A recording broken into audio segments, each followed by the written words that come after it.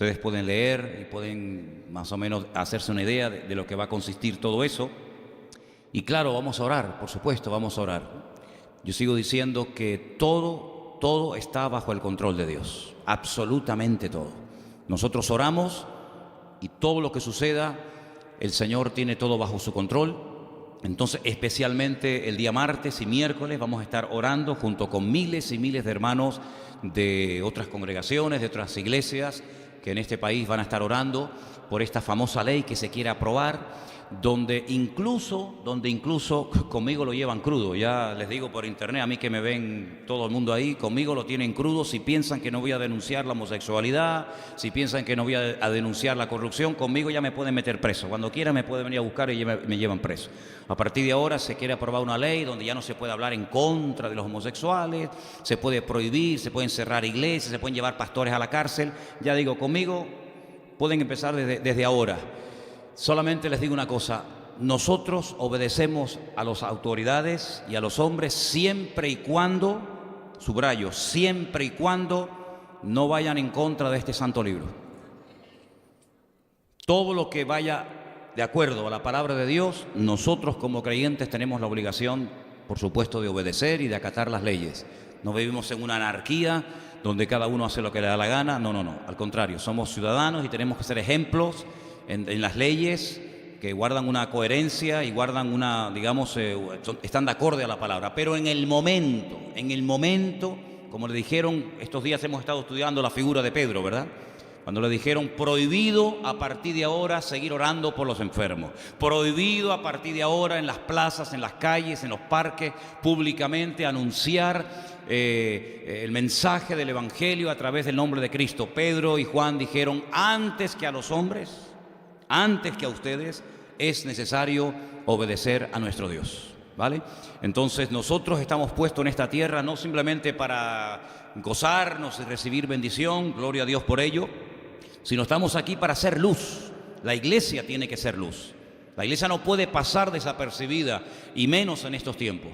Así que vamos a orar para que todo salga conforme a la voluntad de Dios, pero se apruebe o no se apruebe la ley, nuestra ley es esta. Y todo lo que, repito, vaya en consonancia con la Escritura, diremos amén, y aquí estamos para ser personas ejemplares en medio de una sociedad corrupta. Pero cuando se dicen cosas que van en contra de la palabra de Dios, cuando nos prohíben denunciar el pecado, cuando nos prohíben denunciar la palabra de Dios, la Escritura, amigo, hasta ahí podríamos llegar. Entonces vamos a estar orando, ¿sí?, el martes y el miércoles, especialmente por estas cosas que proponen inconversos y proponen personas que odian el Evangelio y que quieren quitar a Dios de la sociedad. Hay varios partidos que están detrás de esta ley mordaza y lo que pretenden es descristianizar a Europa, arrancar las raíces cristianas de este continente. Pero, hermanos, nosotros estamos aquí para ser una voz profética, para anunciar al mundo que el Señor Jesucristo es el camino, es la verdad y es la vida. Y nosotros estaremos siempre a favor de todo aquello que vayan a favor de la palabra. Pero en el momento, repito, que algo vaya en contra, lo lamento muchísimo, aquí nos encontrarán a todos. Por lo tanto, oremos, vamos a orar, vamos a confiar que Dios ponga su mano en todo esto. Pero siempre digo una cosa, el Señor sabe lo que hace, y cuando Él permite, cuando Él abre o cuando Él cierra una puerta, una situación, una circunstancia, no nos preocupemos, Dios tiene todo bajo su control. No vamos a entrar ahora en un nerviosismo, en una paranoia. Ay, mira lo que van a hacer. Bueno, los hombres van a hacer lo que el Señor les permite hacer. Y van a llegar las cosas hasta donde Dios las permita, ni más ni menos. ¿Cuántos dicen amén? Hay algunos creyentes que como que le tienen miedo al diablo. Al diablo no hay que tenerle temor, porque el diablo, dice la Biblia, que ha sido vencido por Cristo en la cruz del Calvario. Él nos tiene que tener temor a nosotros. Nosotros no tenemos que tener temor a Él, ni a nada, ni a nadie, porque mayor es el que está en nosotros que el que viene contra nosotros, Así que otros presumen y otros tienen sus días y otros tienen sus proclamaciones. Nosotros estamos hace 2000 años en este mundo, hermanos, proclamando la verdad, proclamando el Evangelio. Y si eso conlleva el que nos metan preso, pues, hermano, no será la primera ni la última vez que a un pastor, que a un creyente lo meten preso o lo matan o lo torturan por la causa del Evangelio. El Evangelio, el verdadero Evangelio, tarde o temprano, créame, tarde o temprano chocará frontalmente con la sociedad en la cual vivimos. No se olviden ustedes que estamos viviendo no al principio de la era cristiana, estamos en la recta final. Y la Biblia nos enseña, hermanos, que la maldad se va a multiplicar de una manera increíble. Esto va a hacer que el amor de muchos se enfríe, que algunos se desanimen, que otros se pongan nerviosos. Pero es el momento de ser renovados, es el momento de buscar a Dios. No es el momento de quejarnos ni de mirar a izquierda ni a derecha, sino mirar a quien siempre tenemos que mirar, a nuestro Dios. Está sentado en el trono. Cuando estaban matando a pedradas a nuestro querido hermano Esteban, allí en los primeros tiempos de la iglesia primitiva, dice que mientras la apedreaban, él miraba al cielo. Él no miraba las pedradas, él no miraba a los que le estaban criticando, a los que querían matarlo. Él miraba al cielo y dice: yo veo al Hijo de Dios sentado a la diestra de Dios Padre. Así que eso es lo que tenemos que hacer, mirar siempre al Señor. De hecho, es un mandato bíblico. La Biblia dice: si habéis resucitado con Cristo, lo cual es sinónimo de decir, si habéis nacido de nuevo, si habéis abrazado el Evangelio, si habéis aceptado a Cristo como vuestro Señor y como vuestro Salvador personal, poned la mira en las cosas de arriba, no en las de la tierra. ¿Cuántos dicen amén? Cuando miramos al Señor, que pase lo que pase, que venga lo que venga, que digan lo que digan, nosotros podemos caminar en fe, podemos caminar en victoria. El enemigo intentará frenar a la iglesia, pero vamos a ver, pero esto no nos tiene que llamar la atención. Dice la Biblia en una de las cartas de Pedro, y hemos hablado estos días mucho de Pedro, y llevamos semanas hablando de este personaje bíblico. Hermanos, no os sorprendáis, ¿no dice eso la Biblia? No os sorprendáis del fuego de la prueba que os ha sobrevenido, como si alguna cosa extraña estuviera aconteciendo. Hay hermanos nuestros que en este momento están siendo masacrados, que están siendo torturados y matados por la causa de Cristo en este mismo momento. Por lo tanto, hermanos, si el Señor permite que las cosas se pongan un poco difíciles, que venga persecución contra la iglesia, no se preocupen. La iglesia avanza más bajo la presión que en un tiempo de relajación. Por eso, hermanos, confiemos en Dios, no bajemos la guardia. Al contrario, doblemos la guardia, oremos, busquemos más del Señor, porque el Señor, repito, tiene todo bajo su control. ¿Cuántos dicen amén? Así que vamos a estar orando en esta semana por este tema y por otros que seguramente surgirán. Vamos a orar un momentito. Cierra tus ojos antes de ir a la palabra en esta noche y pedir la bendición del Señor para que el mensaje que vamos a compartir hoy sea de bendición y usted se pueda llevar palabra de Dios en su corazón. Te damos gracias por este privilegio y por esta nueva oportunidad que nos das de abrir las sagradas Escrituras, la bendita y eterna palabra de Dios. Habla a tu pueblo, Señor, que todo lo que compartamos en esta tarde caiga en buena tierra, en tierra, Señor, sedienta y hambrienta de palabra de Dios. Ministranos, Señor, y que podamos empezar esta semana de una forma victoriosa. Como todos estos últimos días hemos visto cada día cómo la ayuda ha llegado milagrosamente, Señor. De donde menos esperábamos, la ayuda ha venido, porque tú no desamparas a ninguno de tus hijos. Y te doy gracias porque en este primer día de la semana nos permites congregarnos, reunirnos en este lugar bajo tu bandera, bajo el nombre de nuestro Dios eterno, Yahweh Sebaot, el Dios de los ejércitos, al cual adoramos y clamamos pidiendo que en esta tarde, a través de tu palabra escrita, hables a nuestros corazones, Señor. En el nombre bendito de tu amado Hijo Jesús. Amén y amén. No les escuché decir amén. Ok. Vamos a Hechos capítulo 13. Como decía hace un instante, hemos estado hablando en las últimas semanas acerca de un personaje muy conocido por todos y cada uno de nosotros, como es Pedro, Simón Pedro, hijo de Jonás. Lo veíamos allí en el mar de Galilea pescando, siendo llamado por el Señor, y desde ese momento que el Señor lo llama hasta el capítulo 12 del libro de los Hechos, hemos visto, creo que cosas muy interesantes y muy prácticas que nos pueden venir muy bien a cada uno de nosotros. Lo hemos visto sanando enfermos, lo hemos visto resucitando muertos, lo hemos visto predicando en las calles con un temor y una autoridad, sin ningún temor al hombre, con un temor a Dios y con una autoridad tremenda. lo hemos visto caminar por encima de las aguas, pero también lo hemos visto negando al Señor, dudando, ahogándose en las aguas del mar de Galilea. También lo hemos visto llorar, también lo hemos visto llorar amargamente la noche que negó al Señor, pero también lo hemos visto siendo restaurado y confesando: Señor, tú lo sabes todo, tú sabes que yo te amo.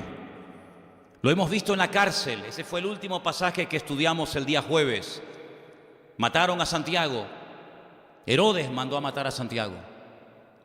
Se perdió un gran obrero, se perdió un gran siervo de Dios. Pero sin embargo, cuando a Pedro lo matan en los días de los panes sin levadura, en los días de la famosa fiesta de la Pascua, dice la Biblia que la iglesia, mientras Pedro estaba en la cárcel, no paraba de orar por él. Quiero leer esos versículos, por favor, porque son muy interesantes. En Hechos capítulo 12, dice la Escritura en el versículo 5, 12:5. Así que Pedro estaba custodiado en la cárcel, pero la iglesia hacía sin cesar oración a Dios por él. Dice que estuvieron toda la noche orando para que Pedro fuera protegido por la mano del Señor y claro que lo fue, pero no solamente fue protegido, sino fue liberado esa misma noche de una forma milagrosa. 16 soldados romanos, leímos, 16 soldados romanos, bajo la orden de cuidar de ese solo hombre. 2 de ellos dormían con Pedro en la cárcel, uno encadenado a su mano izquierda y otro encadenado a su mano derecha. Soldados por dentro, soldados por fuera. Sin embargo, dice la Biblia que cuando a medianoche un ángel del Señor entra en la cárcel donde su siervo está allí preso, ninguno se despertó, ninguno se dio cuenta de lo que estaba pasando allí. Todos quedaron dormidos. Me hace recordar aquel sueño profundo del primer hombre creado por Dios, de Adán, ¿se acuerdan? Dice que entró en sueño profundo, tan profundo que Dios lo anestesió y extrajo de él una bendición, su compañera, para toda la vida. Y cuando él despierta de aquel profundo sueño, se queda sorprendido y al mismo tiempo agradecido con el Señor, porque dice: me has extraído algo de mi ser, esto es hueso de mis huesos y carne de mi carne. Y ahí se forma la primera pareja, porque esa es la voluntad de Dios, la unión entre un hombre y una mujer. Todo lo demás es aberración y desorden delante de la presencia del Señor. Lo diga quien lo diga, y aunque legalicen el pecado, una unión entre hombres y una unión entre mujeres no solamente es algo antinatura, sino es lo más inmundo y lo más aberrante que jamás se puede una persona imaginar. Es interesante notar porque dice que la iglesia oraba y el Señor liberó a Pedro. Sale de la primera puerta, sale de la segunda puerta, y tardó más tiempo la iglesia en abrirle la puerta donde estaban reunidos orando en un culto de oración que el Señor sacarlo de la cárcel. Pero a partir del capítulo 13 ya no volvemos a saber nada de Pedro. A partir del capítulo 13 ya ni siquiera vamos a oír hablar más de la iglesia madre, de la iglesia de Jerusalén, la iglesia primitiva. Desde el 1 hasta el 12, la figura principal, sin lugar a dudas, es Pedro.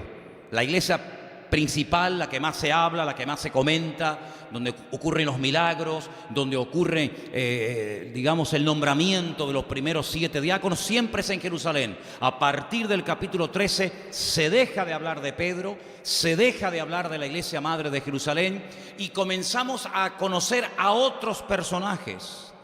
Y la iglesia central de la cual se va a hablar ya no va a ser Jerusalén, sino va a ser la iglesia de Antioquía.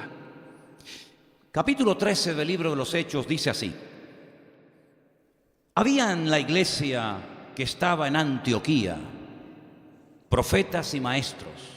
Presten atención a la lista y a los nombres de esta gente, porque es una lista cargada de enseñanza. Allí en esa iglesia donde dice que había profetas y maestros, al primero que se le menciona es a Bernabé.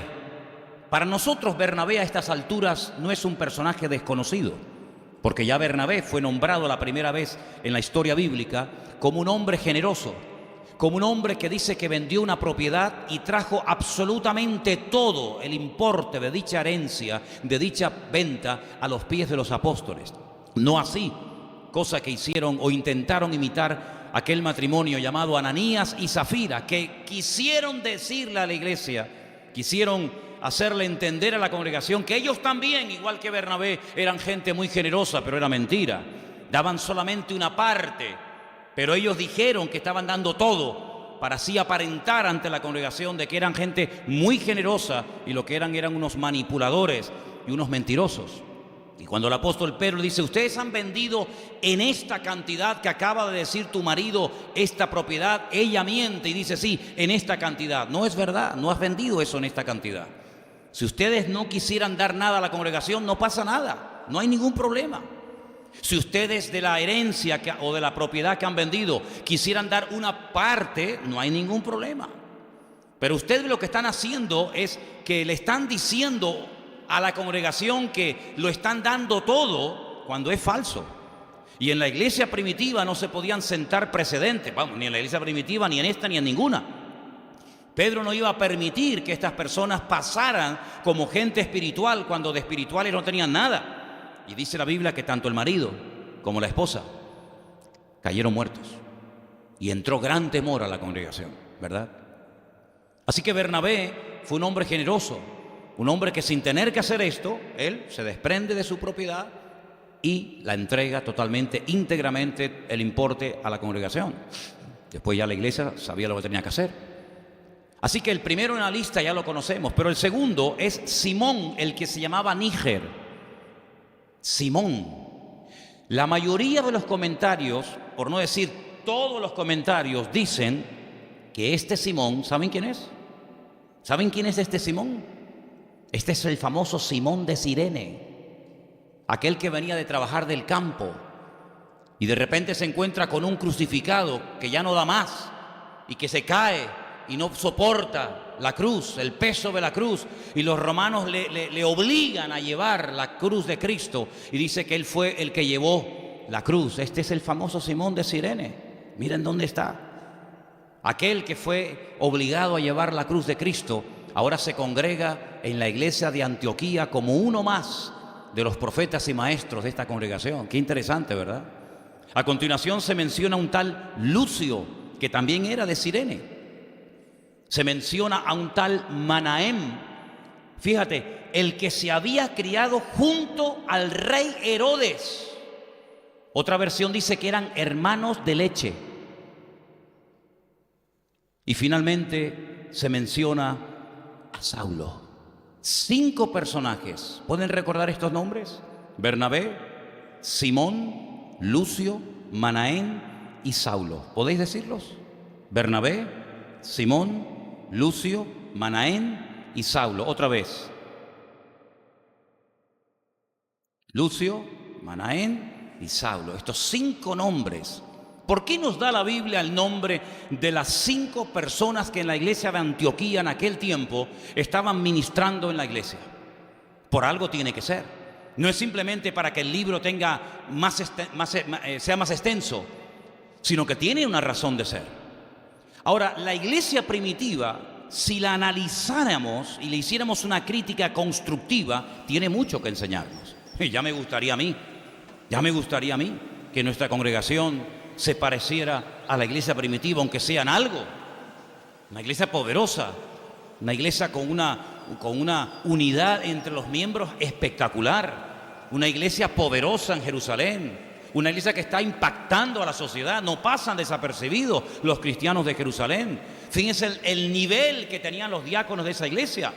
Miren por ejemplo a Esteban, miren por ejemplo a Felipe. Si esos eran los diáconos, madre mía, ¿cómo serían los pastores de dichos diáconos? Una iglesia generosa, una iglesia que crecía y se multiplicaba. Pero ¿dónde crecía y dónde se multiplicaba la iglesia primitiva? En Jerusalén. Allí era donde estaban a gustos, allí era donde estaban contentos. Pero ¿y Samaria? ¿Y Judea? ¿Y Galilea? ¿Y el resto del mundo? La iglesia primitiva es una iglesia muy bonita, una iglesia hermosa, la primera, pero es una iglesia que cometió una grandísima equivocación. Es una iglesia que se olvidó de la gran comisión, de la gran orden, del gran mandato de ir por todo el mundo y predicar el evangelio a toda criatura. Solamente una vez Pedro lo hizo. ¿Se acuerdan? Cuando estaba en Jaffa, en Jope, Y el Señor le habla y le dice que tiene que ir a la casa de un centurión romano llamado Cornelio, y allí entra y les predica el Evangelio, y allí hay una multitud, un buen grupo de personas esperando recibir la palabra, incluido Cornelio.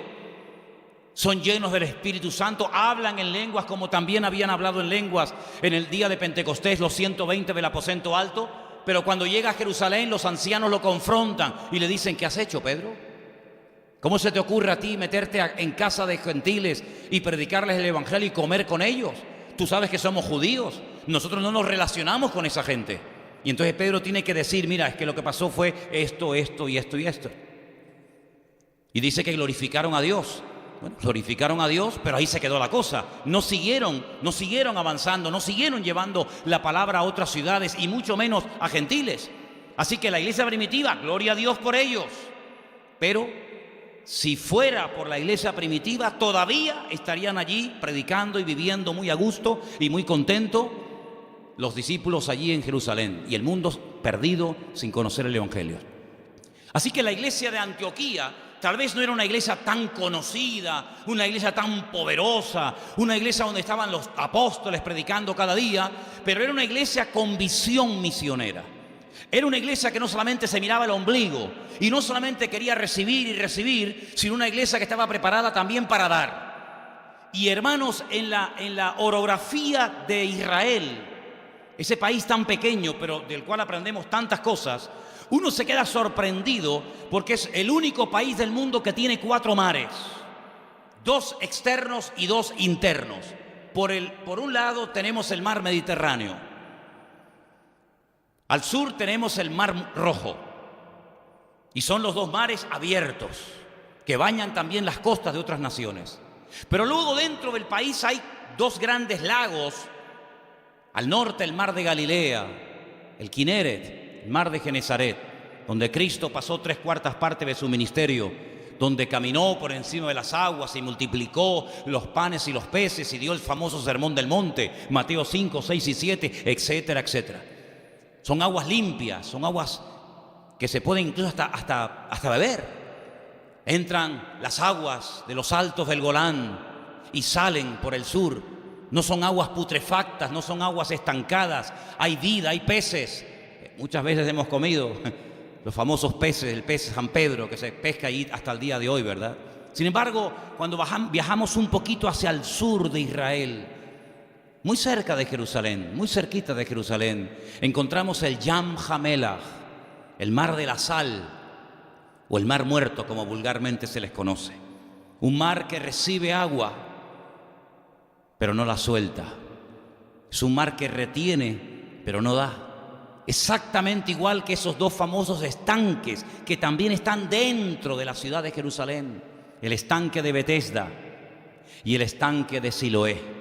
Estanque de Betesda, donde multitudes iban a esperar el movimiento del agua producido supuestamente por un ángel, que, como dije en su día, no hay ningún ejemplo en la Biblia de que nadie, absolutamente nadie, fuera sanado en las aguas putrefactas y estancadas del estanque de Betesda, porque era una leyenda, era algo que se había transmitido de generación en generación. La gente esperaba algo que nunca ocurría, y por eso había multitudes que nadie era sanado. Solamente uno fue sanado, y no, por cierto, por el movimiento del agua, sino porque Juan capítulo 5 dice que el Señor Jesucristo, el que cambia, el que transforma la vida por dentro y por fuera, llegó al estanque de Betesda y allí sanó solamente a uno, aquel paralítico que hacía 38 años que no se podía mover. Conocen la historia, ¿verdad? Pero sin embargo, cuando unta barro, Juan capítulo 9, en los ojos de aquel ciego de nacimiento, previamente los discípulos habían preguntado: Señor, ¿quién pecó? Algo tuvo que ocurrir para que este hombre naciera ciego. Pero cuidado, no solamente era ciego, sino que las cuencas, el globo ocular no estaban vacías las cuencas, no había globo ocular, era imposible que ese hombre pudiera volver a recuperar la vista. Pero lo que es imposible para los hombres siempre es posible para Dios. Dios no conoce la palabra imposible. El Señor unta barro en sus ojos y lo manda al estanque de Siloé. No al estanque de Betesda, donde estaba el agua estancada hasta el día de hoy, que se puede ver y se puede visitar, sino al estanque de Siloé, que significa el enviado, aguas limpias, aguas cristalinas, donde los chicos van y se bañan hasta el día de hoy. Aguas donde entra y sale y están limpias. Bueno, pues queridos hermanos, la palabra del Señor nos enseña que el creyente puede ser una persona receptiva, gloria a Dios, pero también tiene que dar. Y la Escritura dice que más bienaventurado es dar que recibir. Algunos se montan y se organizan la vida únicamente para recibir. Oye, mira, vete a tal iglesia que allí vas a recibir bendición. No, mira, vete a la otra que hay un pastor que no sé qué. Y está bien que la gente venga a recibir palabra. Y está bien, no hay nada malo, hermano. Si usted ha venido esta tarde para recibir palabra vas a recibir, no te quepa la menor duda. Pero no te olvides que recibimos para dar. No solamente recibimos para estar contento, para que mi marido vuelva conmigo, para que mi hijo salga de la droga, para que yo consiga un buen trabajo. Está bien todo eso, pero no se olviden que la prioridad no somos nosotros. La prioridad es alcanzar al mundo para Cristo. ¿Cuántos dicen amén? No podemos olvidarnos de eso, porque si no la iglesia está viviendo mirándose el ombligo. Venga a recibir y venga a recibir y venga a recibir, pero recibimos para poder dar al mundo. Y cuanto más demos, más vamos a recibir de parte del Señor. ¿Cuántos dicen amén? ¿No les oigo? Ok, díganlo fuertito, ¿sí? Pues si yo estoy predicando fuertito, ustedes también. Escuchen, en la lista de esta iglesia de Antioquía hay 5 personajes: Bernabé, Lucio, Simón, Manaén y Saulo. Bernabé, dice la Biblia, era de la isla de Chipre. Interesante. Era un chipriota. Lucio dice que era de Cirene. ¿Cirene dónde está? En el norte de África. Simón era judío, pero por algunas palabras que aparecen aquí y por la historia, se nos dice que se movía en círculos de gente romana, aunque era judío. Manaén era un aristócrata. Se había criado nada más y nada menos que con el rey Herodes, hermanos de leche. Una persona de la aristocracia de la época, una persona que se movía en las más altas esferas de aquel tiempo, pero era convertido. Y finalmente tenemos a un ex rabino judío muy famoso, criado a los pies del mejor maestro de Torá de la época, como era Gamaliel, nieto de Gilel, uno de los maestros de la Torá más famosos de la historia. Así que fíjense qué combinación tenemos aquí. Gente de Chipre, gente del norte de África, gente que se mueve en círculos con los romanos, gente que viene del trasfondo del judaísmo, de la secta de los fariseos, personas que se mueven en las más altas esferas. Qué interesante todo esto. Bueno, pues de esta iglesia que está formada por diferentes nacionalidades, por diferentes culturas y costumbres, de esa iglesia salen por primera vez en la historia 2 personajes, ahora vamos a leerlo, que salen para llevar el evangelio a otras naciones, a otros lugares donde todavía a estas alturas nunca nadie había llevado la palabra. Quiero que lean conmigo en el versículo 4. Ellos entonces, enviados por el Espíritu Santo. Esto es muy bonito, ¿eh?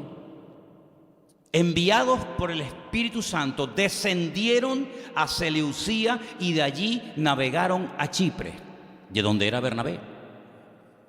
Y llegados a Salamina, anunciaban la palabra de Dios en las sinagogas de los judíos. Tenían también a Juan de ayudante. Este es el famoso Juan Marcos, el que tiempo más tarde escribiría el famoso Evangelio de San Marcos.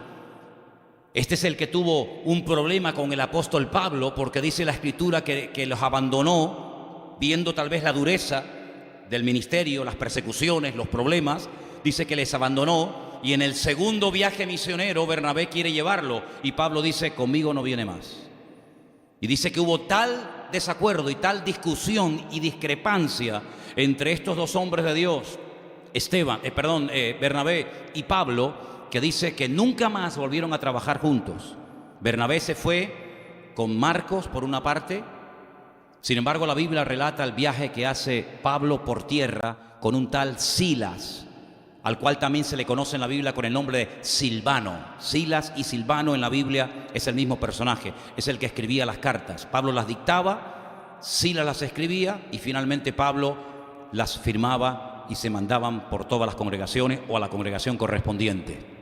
Es interesante notar porque estas 5 personas, profetas y maestros, están congregándose todos en la misma iglesia. La iglesia de Antioquía, donde hemos leído esta semana, el día jueves, que es el primer lugar del mundo donde se emplea el término, en nuestra Biblia dice, se les llamó por primera vez cristianos, los mesiánicos, los ungidos, los seguidores de Cristo. Usted sabe lo que significa la palabra cristiano, ¿no? Porque si usted se llama cristiano y no sabe lo que significa, averigüe primero lo que significa. Un diccionario que se imprimió en este país en los años 50, en plena dictadura franquista, cuando se leía la definición de la palabra cristiano, decía: cristiano, persona bautizada de mayor, seguidor de Cristo. Interesante, ¿no? En los años 50, cristiano, persona bautizada de mayor, seguidor de Cristo. Ay, si le hubieran hecho caso en los años 50 a la definición del diccionario de la Real Academia Española, ¿verdad? Qué cosa tan interesante. Allí se les llamó por primera vez los ungidos. Allí se les llamó por primera vez seguidores de Cristo. Se les daba otros nombres, ¿verdad?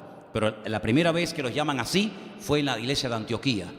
Y allí seguramente estaban muy a gusto. Imagínate tú con este plantel, imagínate tú con este grupo de siervos de Dios predicando, enseñando, profetizando. Era una gozada. Pero hay un momento en el que en la iglesia ocurre algo. Y quiero leerlo. Y está en el versículo 2. Hechos 13, versículo 2. Ministrando estos al Señor, estos 5 que hemos leído, y ayunando, dijo el Espíritu Santo: ay, amigo, apartadme a Bernabé y a Saulo para la obra a que los he llamado.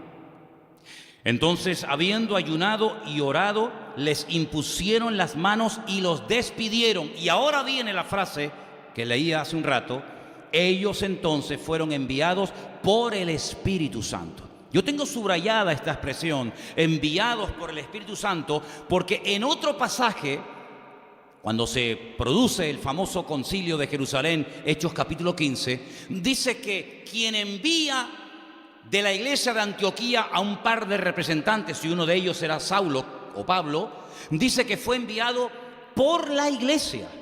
Sin embargo, aquí no dice que fue la iglesia la que envía a Saulo y a Bernabé para predicar el evangelio, sino es el Espíritu Santo el que habla en un culto, el que habla en una congregación claramente y dice: fulano y mengano, su tiempo adentro se ha terminado.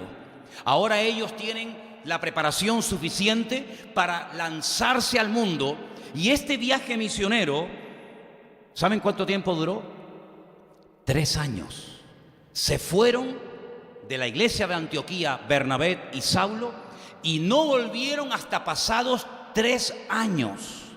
Y en esos 3 años ocurrieron cosas increíbles, cosas tremendas, milagros, prodigios, iglesias establecidas, cosas que realmente nunca habían ocurrido. Y a los 3 años vuelven a la iglesia, informan a la congregación, y tiempo más tarde ya es Pablo el que dice: tengo mi corazón carga por aquellos que se convirtieron con nosotros hace tiempo en el primer viaje. ¿Por qué no vamos a visitarlos? ¿Por qué no vamos a ver cómo están las iglesias? A ver cómo se encuentran, a ver si han permanecido, a ver si han sido fieles o han abandonado la carrera y se han vuelto otra vez al mundo.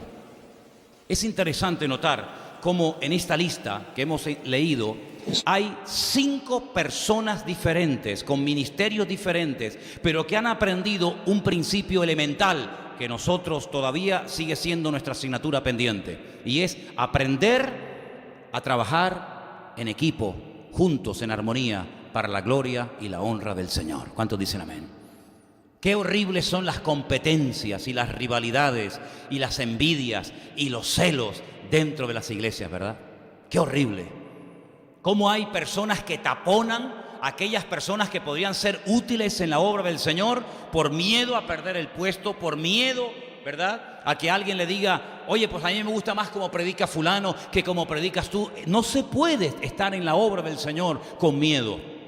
Porque dice la Biblia que el que tiene miedo no ha sido perfeccionado en el amor, sino más bien todo lo contrario. Tenemos que gozarnos cuando Dios levanta, cuando Dios usa y cuando Dios habla a través de alguien que tal vez no es muy conocido, tal vez no tiene el título de pastor, pero sin embargo puede ser un instrumento precioso en un momento determinado para traer palabra de Dios a nuestra vida. ¿Cuántos dicen amén?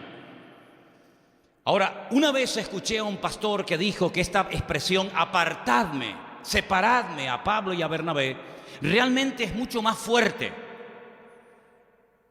Él decía en aquella predicación, basándose en el texto griego en el cual fue escrito este libro, que lo que más bien está diciendo el Señor es: suéltenlos, suéltenlos, no tengan retenida a la gente por miedo a perderlo, sino suéltenlos, porque hay gente que ha sido capacitada por el Señor para trabajar con los creyentes de puertas para adentro.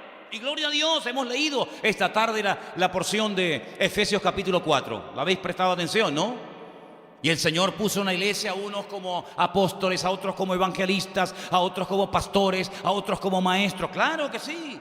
Dice, ¿para qué? Para perfeccionar, para capacitar a los cristianos, a los hijos e hijas de Dios, para la obra del ministerio, hasta que todos lleguemos a la unidad de la fe. Es una maravilla cuando cada uno sabe cuál es su terreno.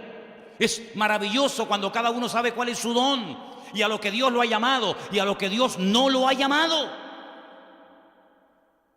Qué hermoso cuando aprendemos a trabajar juntos en armonía, y la gloria, quien se la lleva, es el Señor.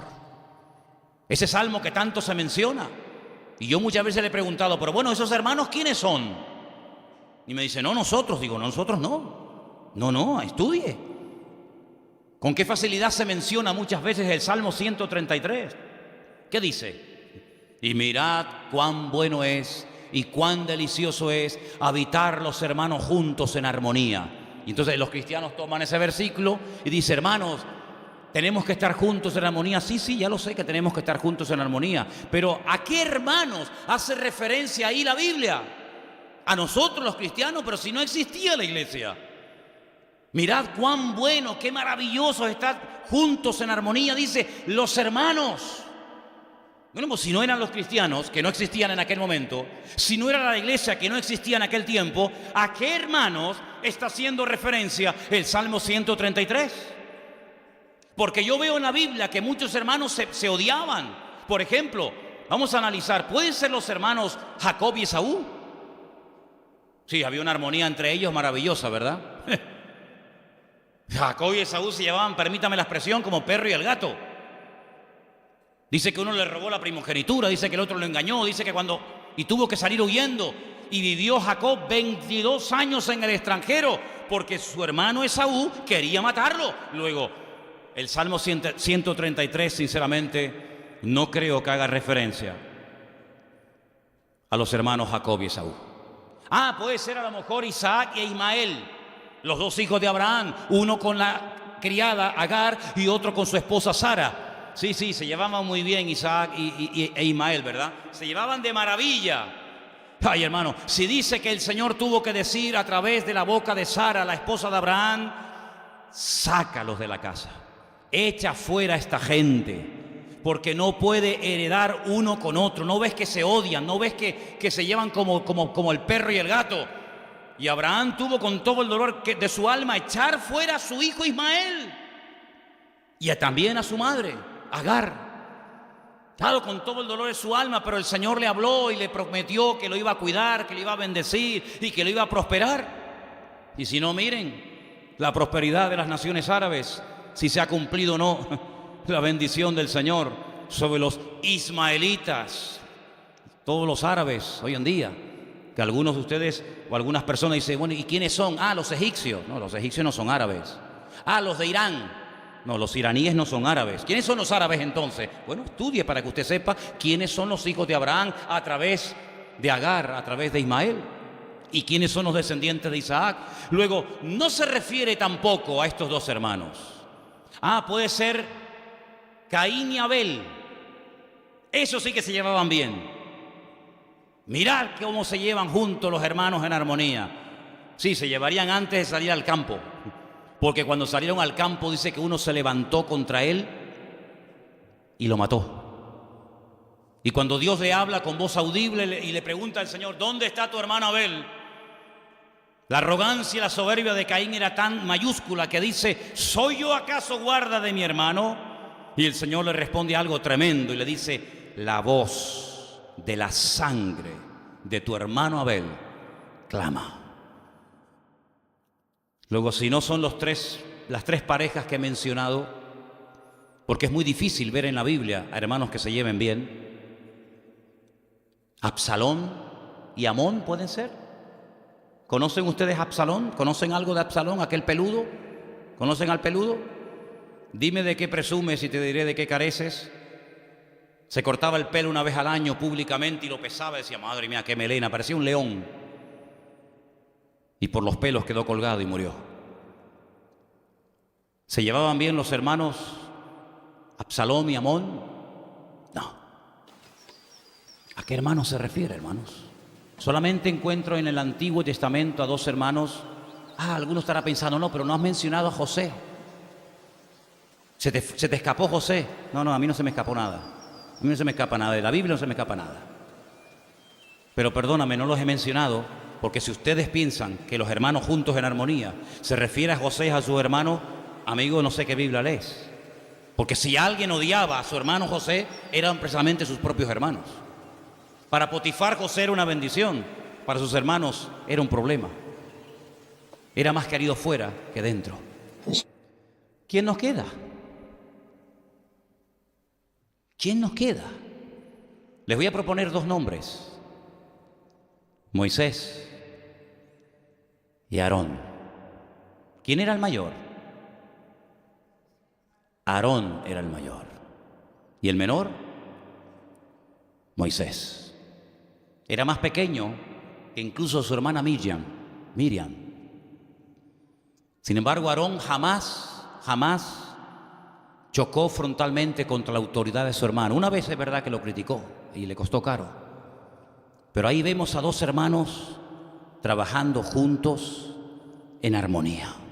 Uno como sacerdote y el otro como el vocero, como el profeta, como la voz de Dios, juntos en armonía, y allí envía Dios bendición y vida eterna. ¿Cuántos dicen amén? Y ahora vemos en esta iglesia a dos hermanos, de los 5 a 2, que el Señor los llama afuera de la congregación. Pero no piensen ustedes que es mucho más fácil trabajar fuera que trabajar dentro. No, hermanos, son ministerios diferentes. Se iban a encontrar con culturas muy diferentes a las de ellos. La gente en el mundo, por esos países, comían, vestían, hablaban, se comportaban y practicaban cosas que para ellos eran auténticas aberraciones. Pero ellos aprendieron a trabajar juntos en armonía entre ellos, y ellos aprendieron a adaptarse a las circunstancias y no quisieron meterle cultura a la gente como aquellos primeros misioneros ingleses que con chaqueta y ropa de lana, claro, venían de Escocia, venían de Inglaterra, se iban al Amazonas y querían ponerle a los indígenas chaqueta y corbata y bombín y bastón para que vistieran como caballeros ingleses en plena selva amazónica. Ellos no fueron a predicar su cultura. Ellos no fueron a decir, ustedes tienen que comer como nosotros, hablar como nosotros, vestir como nosotros. No, ustedes tienen que convertirse a Cristo, y si en algo tienen que cambiar, el Señor se encargará de ponerlo en vuestros corazones, y el Señor lo hará, porque al fin y al cabo la gente cambia no por presión, sino por convicción del Espíritu Santo hablando en nuestra vida. ¿Cuántos dicen amén? A mí me hace mucha gracia cuando veo gente que lleva 20 años viviendo en Tenerife y aún no saben hablar con las palabras de aquí. Cuando yo fui a Argentina, yo era más argentino que los argentinos. Y cuando fui a Bolivia, yo era más boliviano que los bolivianos. Y cuando fui a África, era más africano que los negros de allí. Porque si algo nos ha enseñado el Señor es adaptarnos a donde vamos. Y yo lo que quería es que me entendieran y alcanzar a la gente con el Evangelio. Así que si usted vive en Canarias, adáptese a la cultura de este país para que usted pueda ganar a gente de este país para Cristo. Usted puede de puertas para adentro en su casa hablar y comer y vestir como usted quiera, pero no se olvide que si Dios le ha traído a usted a esta tierra, es para que usted se adapte a esta tierra y para que usted pueda ser un ejemplo y un testimonio para alcanzar a gente de esta tierra, para la honra y para la gloria del Señor. Aquí decimos coger, sin miedo, sin miedo. Dígalo. Ay, es que aquí se dice coger, no hay ningún problema. Claro, si yo voy a Venezuela, uy, papá, eso no se puede decir, pero es que yo no estoy viviendo en Venezuela, aunque yo soy de Venezuela también, y antes que tú, porque soy más viejo que muchos de los venezolanos de aquí, ¿o no? Y aquí decimos guagua, y aquí decimos mi niño. Es que yo tengo que aprender a hablar como aquí, ¿saben por qué? Porque yo quiero que el mundo me entienda. Y el mejor y el piropo más grande y maravilloso que me han dado en esta vida es cuando una persona después de un culto me dijo: es que usted como pastor parece tan normal. Sí, bueno, yo no sé qué concepto tiene usted de los pastores, pero yo soy muy normal, a veces más de la cuenta. Sí, soy muy normal. Yo nunca jamás en mi vida he tenido problemas con el alcohol, jamás en mi vida, nunca he tenido problemas con el alcohol. Sí, hermano, pero ¿sabe lo que pasa? Que en mi iglesia allá claro, yo no quiero decir nombre porque se me ha sentido aludido, pero por allí, es que, hermano, un pastor no puede beber una cerveza. Ah, amigo, lo siento mucho. Aquí en Canarias, si usted se bebe una cerveza, usted no es un pecador maldito que se va al infierno eternamente y para siempre. Hombre, lo que no voy a beber son 20. Pero yo no he tenido jamás ningún problema con el alcohol, jamás. Ni he sido un alcohólico, ni tengo ninguna tentación con el alcohol, gracias a Dios. Claro, cuando yo voy a otros países, yo me adapto a otros países. Pero ¿sabe qué, hermanos? Esta gente se fue a lugares donde nunca había llegado el Evangelio. Y cuando llegaron, Pablo llegó a escribir, dice: cuando estoy con los judíos, me comporto como un judío para alcanzar a mi pueblo para Cristo. Y cuando estoy entre los gentiles, pues vivo, aunque no me contamino, ¿verdad?, con sus pecados ni con sus malas costumbres, pero vivo y me adapto a las costumbres de ellos. Y si comen con las manos, yo como con las manos. Nosotros en África, Armando lo sabe que vino conmigo, nosotros comimos una vez en la casa de una gente de mucho dinero y de muy alto nivel, con las manos en Malindi. Y eso no lo hice yo ni cuando estaba en el mundo, revolcándome en el pecado. Pero allí todo el mundo con las manos, pues venga con las manos, como si comen con los pies hubiera comido. ¿Problema? No pasa nada. Y he ido a congregaciones donde me dicen: hermano, usted sin corbata en esta iglesia no puede predicar. Bueno, pues tráigala para acá. Yo tengo en mi casa 200 corbatas como mínimo. Si hay que ponerse una, me pongo una, no pasa nada. Iglesias donde me han dicho: hermano, usted con barba no puede predicar porque parece un montonero argentino. Y bueno, ¿qué quiere que haga? Aquí me quito la barba por la mañana y ya por la tarde no me sale. Y otros me dijeron: hermano, qué bien le queda a usted esa barbita que tiene porque parece un profeta del Antiguo Testamento. ¿En qué quedamos? ¿Me la quito o me la pongo? ¿En qué quedamos? Por la mañana parezco un montonero y por la tarde un profeta del Antiguo Testamento. ¿Cómo va la vaina esta? ¿Cómo es esto? ¿Cómo es? Ay, querido hermano, esta gente aprendió un secreto que lamentablemente nuestros queridísimos hermanos de la iglesia primitiva no quisieron aprender. Y es que ellos estaban contentos entre ellos, su grupito. Pero la iglesia no es un grupito. La iglesia es la sal de la tierra y la luz del mundo. Y el mundo, España, más que nunca, está necesitando de cristianos normales, pero llenos del Espíritu Santo, para marcar allá afuera una diferencia. ¿Cuántos dicen amén? Tan triste la gente. Y han visto, ¿no? Tan triste. El Tenerife no subió. No, tan triste. Me dijo una persona esta mañana: la tristeza me va a durar un mes. Así me dijo, ¿no? De verdad. Nosotros en esta tarde podemos decir que el Señor es nuestra fortaleza.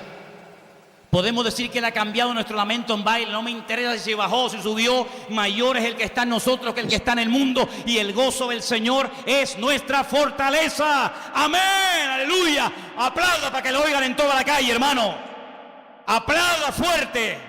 No está el estadio, pero está la iglesia del Señor en esta tarde aquí. Aleluya. Amén. Gloria a Dios, fuertes aplausos, fuerte que lo oiga toda la calle. Garcilaso de la Vega, aquí están los hijos de Dios, en victoria, para la gloria de Dios. Amén, aleluya. Nosotros siempre ganamos porque el diablo está vencido. Fuerte ese aplauso a Él y a su nombre. Y a su nombre. Gloria a Dios. Amén. A nosotros no nos roba el gozo nadie. Nadie nos roba el gozo.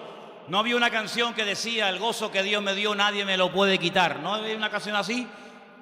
¿Cómo me va a quitar el mundo el gozo si el mundo no me lo dio?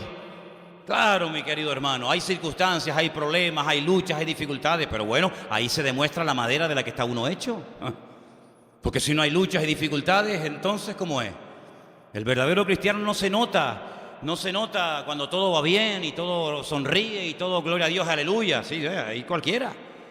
El verdadero cristiano se demuestra cuando hay necesidades y dificultades y luchas y obstáculos y circunstancias aparentemente adversas y difíciles. Pero ahí es donde descubrimos la grandeza de nuestro Dios. Ay, si aquel papá con el corazón roto el día que tenía que sacrificar a su hijo no hubiera dado ese paso de fe y de obediencia al Señor, jamás hubiera descubierto que Jehová Jireh, el Señor es el que provee. Si no hubiera dado ese paso de fe aquel hombre con aquellos 300 desarmados para ir a enfrentarse con una multitud, nunca hubiera aprendido que el Señor no necesita de número, sino que necesita de gente valiente y osada para hacerle la guerra a los madianitas, como fue Gedeón, en el nombre del Señor. ¿Se da cuenta? Así que, hermanos, cuando vienen tormentas, cuando vienen dificultades, cuando vienen enfermedades, cuando viene crisis financiera, lo que sea, no importa, en todo eso somos más que vencedores, dice la Biblia. Mucho más que vencedores. Ya me perdí. No me perdí. Es que tengo tanto aquí para dar que digo, ¿ahora para dónde voy? Porque tengo tanto material. Pero mire, déjeme que le diga algo en esta tarde. Yo no quiero cansarlo, pero déjeme que le diga algo para mí muy importante. Mire, hermano, esta gente se movió. Escuche bien esto porque esto es muy importante, porque yo lamentablemente veo que hay gente que no aprende, y mira que lo digo, y mira que se enseña, y mira que se predica, y no hay forma, tú. ¿Quién envió a Pablo, a Saulo y a Bernabé a esas naciones donde no había llegado a nadie con el Evangelio? ¿Quién los movió? ¿Por qué se movieron? Ahí está, ¿ves? ¿Ves cómo sabe la respuesta? Dijo el Espíritu Santo. No es que yo sentí... Empezamos. Los miembros de Vida Nueva tienen varias características que los diferencian de otras iglesias. Una de las características de la gente que se congrega con nosotros en esta iglesia es que la palabrita yo sentí, nosotros no la usamos. Cuando yo oigo a alguien y dice, no, que yo sentí, digo, este no es de nuestra iglesia, porque nosotros no hablamos así. Yo sentí. Esta gente no se movió por un sentimiento, porque le iban a esperar, le estaban esperando persecuciones, cárceles, torturas. Los sentimientos llegan de aquí a la esquina. Esta gente se movió por el Espíritu Santo de Dios en la iglesia que habló. No se movió porque allí había más trabajo. Entonces, claro, si hay más trabajo allí, aquí ya no hay, me voy para allá. ¿Usted me está viendo? No me oyó, se lo voy a repetir. Allí hay trabajo y aquí no hay. Voy a ponerlo bíblicamente para que nadie se sienta ofendido. Allí está Egipto, aquí está Canaán. Aquí las ovejas se me mueren de sed. Aquí no hay pastos verdes, aquí no hay nada, aquí nos estamos muriendo de asco. Allí en Egipto está el río más largo del mundo, 6.666 kilómetros de largo. Es el río más grande del mundo, con 7 brazos, que parece la lengua de una serpiente. Río que según la Biblia algún día se secará, dice la palabra. Escuche bien esto.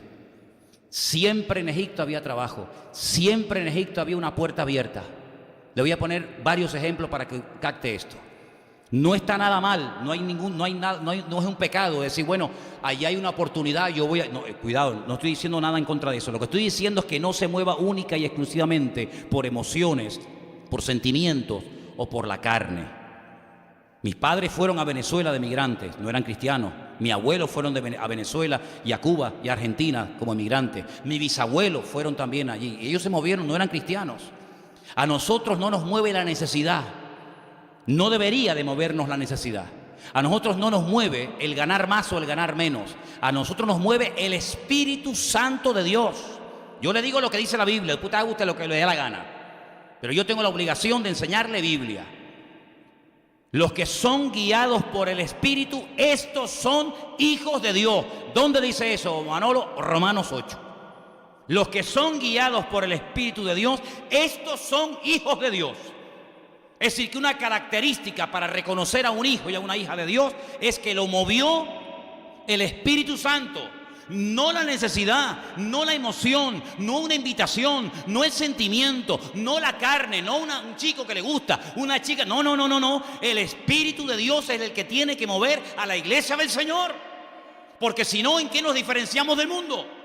Ahora usted me dirá, sí, pero hermano, yo he leído en mi Biblia que Abraham en un momento de necesidad, donde no había agua, donde no había trabajo, donde no había pastos verdes, donde no había nada, se fue a Egipto. Sí, ¿sabe una cosa? Yo también lo he leído. ¿Usted pensaba que yo no lo había leído? Yo lo he leído. Yo lo he leído también. Y se fue allí. Pero tiene que leer el resto de la historia, ¿eh? No solamente lea cuando fue, lea cuando salió. Porque él salió de Egipto, pero Egipto no salió de él. El faraón le dijo, ¿te vas? Ay, qué pena. Te voy a hacer un regalo. Cuidado con los regalos que la gente te hace del mundo. No acepte cualquier vaina que le regala a la gente del mundo. Cuidado. Por muy bonito que sea. ¿Te acuerdas de aquella palabra? No acepte los ratones de los filisteos, aunque sean de oro. Eso fue un sueño que Dios me dio hace años. No acepte los ratones de oro de los filisteos, aunque sean de oro. El que sabe de Biblia sabe lo que estoy hablando. El que no sabe Biblia dice, ratones de oro. ¿Qué habla este hombre? Entonces hay que leer la Biblia. Abraham fue a Egipto, le regaló a Agar. Fue la ruina.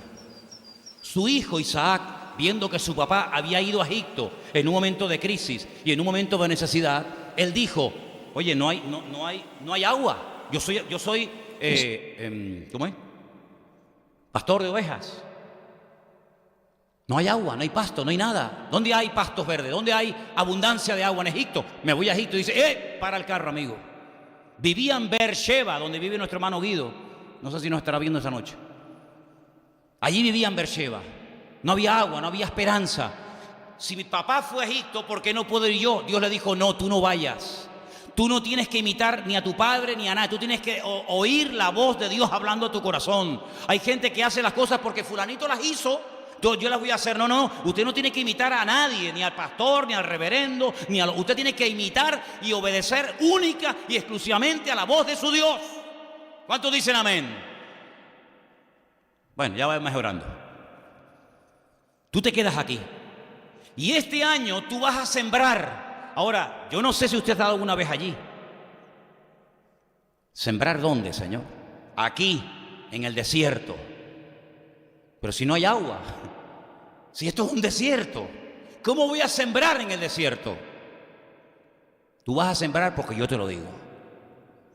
Usted sabe que antiguamente se le decía a los hijos, no salgas más. Y el hijo preguntaba, ¿por qué? Porque lo digo yo. Se acabó la conversación. Eso era antes. Hoy en día se lo tiene que decir por WhatsApp. Porque si no, el niño no capta. Coge un trauma psicológico. El niño, no salgo mal, te va a denunciar a la Guardia Civil. Cuidado. Tú siembras este año aquí. Isaac sembró fuera de toda posibilidad de éxito. Sembrar en el desierto, un disparate, es tirar la semilla, es desperdiciar la semilla. Sembró. Al año siguiente, lea la Biblia, hermano. Todo esto está en la Biblia, yo no me invento nada. Al año siguiente fue la envidia de toda la zona porque dice que cosechó a 100 por 1 en el desierto. Hermano, esta gente salió de la iglesia de Antioquía, de la que eran miembros, porque el Espíritu Santo lo dijo. Si no, Pablo y Bernabé no se menean, no salen nunca de allí. Isaac se quedó en Beersheba porque el Señor se lo dijo. Cuando usted hace la voluntad del Señor, aunque se rían, aunque se burlen, aunque sea un disparate, aunque su padre le diga que está loco, usted no haga caso. Cuando el Señor le diga algo, usted hágalo. Y el Señor le va a recompensar. Y el Señor le va a bendecir. Mi última palabra para la iglesia esta tarde es esta. No te muevas ni de esta iglesia, ni del trabajo, ni de Tenerife, ni de ninguna parte, A menos que tengas instrucciones concretas y específicas del Señor y te diga, ahora levántese y váyase para otro lugar. Entonces muévase con libertad porque el Señor está contigo. Pero no te muevas por impulso, no te muevas por sentimientos o emociones, porque eso, aunque funciona al principio, a la larga se paga muy caro, amigo. Y el cristiano tiene que madurar, tenemos que madurar y darnos cuenta de que no podemos movernos porque a mí me interesa o me conviene más. Más vale, dice Proverbio, más vale bocado seco y en paz, un pan solo, con la bendición de Dios, que casa llena de abundancia y de cosas sin la bendición de Dios. Pues dices, vamos, pero no entiendo, vamos a ver, ¿cómo puede haber la bendición de Dios en un pan seco sin nada dentro? ¿Y cómo no va a estar la bendición de Dios en una nevera llena? No dice la Biblia que Dios estaba con José. Y uno dice, ¿pero dónde está con José? Lo meten en la cárcel, lo odian sus hermanos, pero Dios estaba con José. Al final, ¿quiénes se postraron? ¿José a los hermanos o los hermanos ante José? Aprendamos a encomendar nuestra vida al Señor, esperemos en Él y Él hará, dice la Biblia. Tranquilo, no te pongas nervioso. Por favor, dígaselo al que está a su lado, a ver si le hace más caso que a mí. Por favor, hermano, dígaselo. A lo mejor entre todos hacemos fuerza. No te pongas nervioso, que los cambios a veces son necesarios y los cambios que produce el Señor siempre van a traer bendición a tu vida. ¿Cuántos dicen amén? Los cambios que uno se monta a su manera no funcionan. Los cambios y los movimientos que permite el Señor siempre son de tremenda bendición. ¿Cuántos dicen amén? Yo tengo más ganas de seguir hablando, pero no quiero aburrirles, pero solamente le digo, cierre sus ojos un momentito, ahí donde estás, y dígale al Señor, Señor, yo veo en esta porción que hemos leído esta tarde, que había 5 personas ministrando en la iglesia de Antioquía. Algunos eran maestros, otros eran profetas, pero un día el Espíritu de Dios habló a la iglesia. Y de los 5 escogió a 2, a Bernabé, el primero de la lista, y a Saulo, el último de la lista, y los juntó. Y se fueron 3 años, diríamos hoy en día, al campo misionero, a sembrar la palabra. El Señor los respaldó, el Señor los ayudó, los protegió. Cuando volvieron, vinieron más bendecidos que los que se fueron, porque fueron guiados por el Señor, enviados por el Señor. Y yo creo que hemos llegado a un momento en la vida en la que tienes que hacerte esta pregunta. ¿Qué me motiva a mí? ¿Qué me está moviendo a mí? Si es el Señor, adelante. El Señor se va a encargar de abrirte las puertas, de dejarte con la boca abierta. Con la boca abierta. Por eso te digo en esta tarde, confíen en el Señor, hermanos. Los tiempos finales van a ser tiempos difíciles, lo dice la Biblia. Pero también dice la Biblia que en los tiempos finales la gloria y la bendición de Dios será mayor que nunca en la historia. Vamos a confiar en Dios. El Señor tiene todo el poder y toda la autoridad para cuidar tu matrimonio. No tengas miedo, no tengas temor. Para cuidar tu salud, para cuidar tu economía, para cuidar de tus hijos, aunque no estén aquí. No te preocupes, vive tranquilo, no estés agobiado, con nervios, estresado. Pastillas para dormir, pastillas para despertar, pastillas para comer, pastillas. Por favor, vas a reventar un día. Comienda al Señor tu camino, confía en Él y Él hará. Eso dice la Biblia. Y esta gente salió sin saber a dónde iban, guiados por el Espíritu. Y el Señor los bendijo. Fueron 3 años de aventuras extraordinarias. Y todavía el Señor tiene mucho para enseñarnos, ¿sabes? Todavía el Señor tiene muchas sorpresas en el camino. Yo quiero vivir cada día viendo la gloria de Dios. Yo llevo una semana, créeme hermanos, de verdad te lo digo, sin moverme de aquí, estando donde tengo que estar y haciendo lo que tengo que hacer. No pasa ni un día, y lo digo de verdad para la gloria de Dios, no pasa ni un día sin que Dios no mande la ayuda de una u otra manera. Te lo puedo asegurar, No te imaginas la semana de bendición que Dios nos está dando hasta llegar aquí. Así que yo lo que les pido a todos ustedes, hermanos, en estos tiempos difíciles de tantas cosas, confíen en Dios, confíen en Dios. Dígale allí donde está en su silla sentado: Señor, dame de tu paz y de tu tranquilidad mi espíritu, para que yo sepa que mi vida está en tus manos, que tú eres mi pastor y nada me faltará. Que aunque tú permitas que pase por valles, dificultades y penurias y cosas, yo sé que tú estás conmigo. Y en esta tarde, Señor, en este primer día de la semana, te pedimos que nos des otra semana de gloria, otra semana de bendición.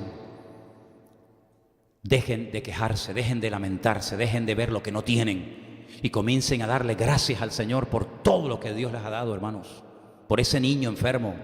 Sí, dale gracias a Dios por ese niño enfermo. Dale gracias a Dios tal vez por ese dolor que tienes, por esa deuda, por ese problema. No importa, ahí vas a clamar y vamos a ver la gloria de Dios.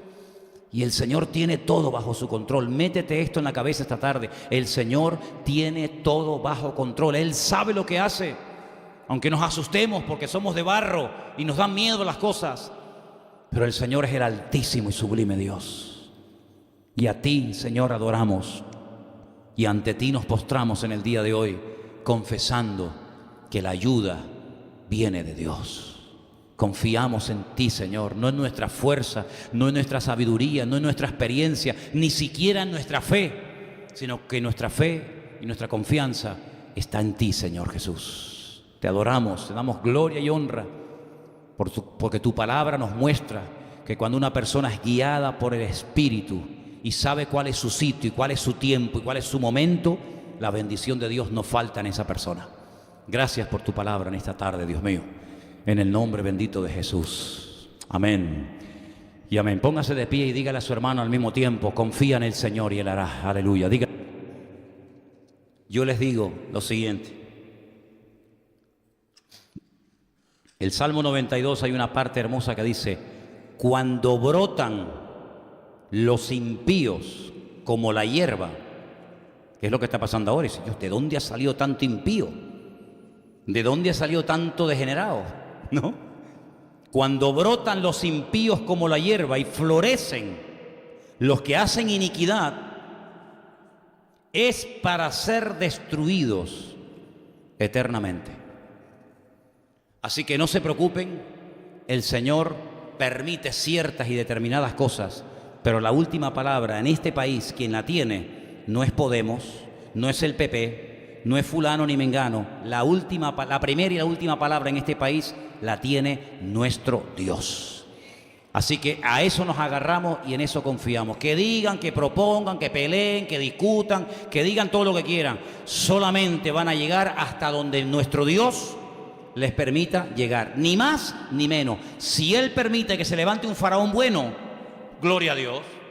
Pero no te olvides que ese Dios que levantó un buen faraón también permitió que se levantara un malísimo faraón. Uy, ¿cómo puede ser esto? Sí, no te preocupes. Uno era para una cosa y otro era para otra. Uno era para que vinieran y otro era para que salieran corriendo.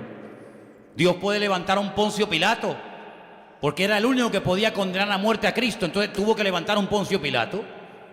Y Dios tuvo que levantar a un Herodes. Y Dios tuvo que levantar a tantas y tantas cosas a lo largo de la historia. ¿Para qué? Para que el plan de Dios se ejecute a la perfección. Y aunque ellos crean que ganan, son simplemente piezas en las manos del Señor. Y todo está saliendo según el diseño de nuestro Dios. No hay equivocaciones, no hay injusticias. Y Dios, repito, tiene la primera y la última palabra en todo. ¿Cuántos dicen amén? Y con esta tranquilidad uno vive la vida y disfruta sin miedo y sin paranoia y sin cosas extrañas. Los hermanos